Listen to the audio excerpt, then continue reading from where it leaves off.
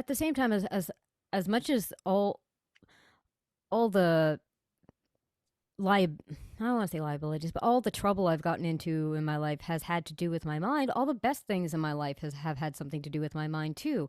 I don't think I would be able to write or be creative or be having this conversation with you right now. So many, or have the depth of connection I have with my Mm, friends and family. All the really great things I have in my life that I value are because of the same mind that was once labeled like sick, you know? mm, So I think mm. it's, it's important for me not to feel like I am in a battle with it. It's more just like a constant renegotiation of terms, Mm. renegotiation of terms of service. Yeah. Well, let me ask this as we're coming towards the end, and again, anywhere you're comfortable taking it. But I think in the spirit of what we're talking about with the mind and how it functions and how much we should trust it and how it works, when you were in the thick of your times, right? When Mm.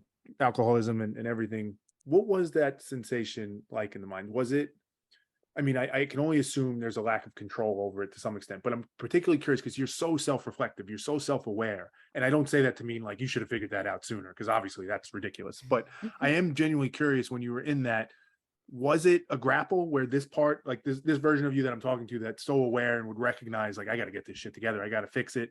Was that there, or was that totally turned off and you were just, you thought like, everything's gonna be fine?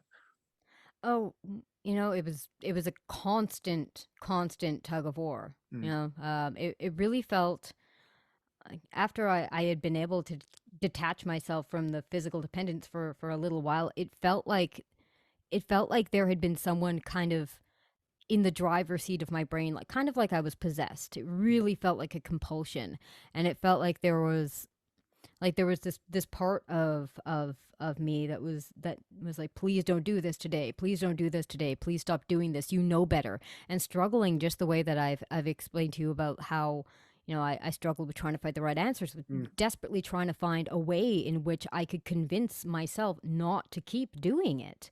mm, And the problem with that is every time I failed, not only did I have the consequences of that failure, which were physical consequences, damaged relationships, et cetera, et cetera, et cetera. mhm, mhm, But I also had the shame consequences of being like, you knew better, you know better. What is wrong with you? Why can't you stop this? You know better. You actually came up with a really good strategy to stop this. It's like you're smarter than this. Why can't you get it together? So it was like, so even the part of me that was kind of like supposed to be on my side, was supposed to be kind of trying to keep the destructive side of me from continuing to go down that rabbit hole. Um, Even the part of me that was trying to protect me started becoming vicious mm. towards me, because I know it's weird to kind of like think of Yeah. yourself as these separate entities, almost like these separate personalities. But that's often really how it felt. Like there was one part of me that was trying to protect me, and one part of me that was trying to kill me. Mm, But even the part of me that was trying to protect me started to be very, very, very hostile, because mm. it knew that I wasn't doing, like, it was a Yeah. very, such a bizarre phenomenon to come out of that and have a bit of perspective on just how it really just felt to almost feel like I was possessed by a demon. Mm, mm. Mm, yeah. Yeah, I mean, it makes you appreciate probably whatever 500 years ago, where people thought demons were, maybe they are, who knows, but were possessing people, is probably because it can feel that strong at times. And I think that's a lot of religious doctrine. It's metaphorical that we've kind of taken literal. Mm, And that illustrates that. Let me ask this, because you mentioned Sam Harris, maybe the last question.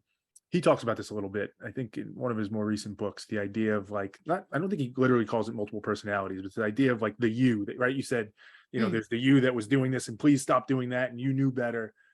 As you kind of work through that process and think about it philosophically, who was the actual, is there an actual you who was the true you, who was kind of navigating all these different voices and things? Or do you think we are actually made up of a composite of different attributes, traits, personalities, whatever?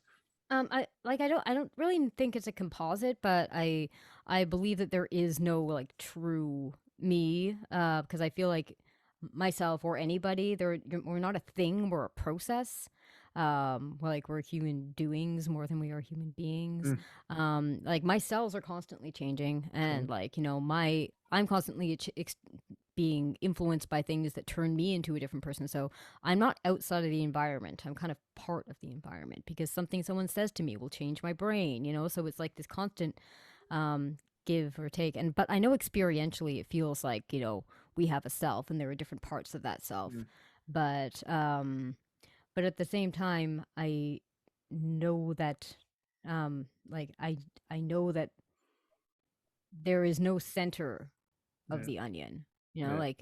like based on what I might have eaten in the morning, that's going to affect my biochemistry and that's going to make me behave differently throughout Mhm, the day. You mhm. know what I mean? So like there's so many things that influence what we think our self is and might make us experience emotions that we start to identify with and think like, you know, it's like, oh, I feel angry today, so I am angry or but